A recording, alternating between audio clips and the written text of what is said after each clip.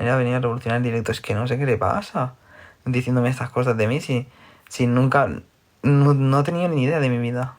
No tenía ni idea. No tenía ni idea de mi vida. No me conoce de nada. Si nos conociésemos... No, si nos conociésemos... Nos seguiríamos. Me metió cuernos a Claudia. No he tenido una novia que se llama Claudia en mi vida. En mi vida. En mi vida. En mi puta vida. He tenido yo una novia que se llama Claudia. Imagínate. Claudia y no vamos a joder. Oh. Es que me hace mucha gracia porque se está inventando un nombre. Vete tú a saber quién es esa pobre niña.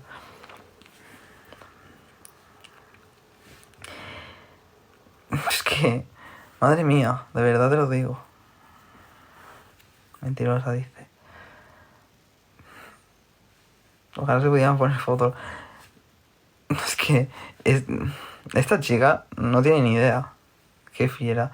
Fiera no, mentirosa. Que es una mentirosa. Que es una mentirosa. Y esta chica no la conozco de nada. Esta chica no la conozco de nada. Mentiroso tú. Pero a ti qué te vas a ver, Lucía, tú de qué me conoces. ¿De qué coño puta mierda me conoces también? Todos somos los hombres lo sois. Que te hayan tocado gilipollas no es mi problema. A mí no me metas en ningún rollo de ese raro. Que yo a ti de momento no te he hecho nada. Eso es, Lucía. Poneré a ver si te lo aplicas. Entonces el tuyo también te miente, ¿o no? O si tú aún no lo has tocado.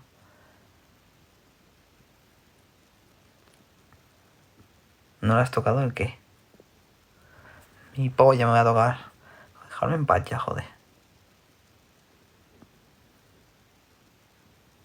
Qué hombre yo, ojalá. Que... De momento lo has dicho.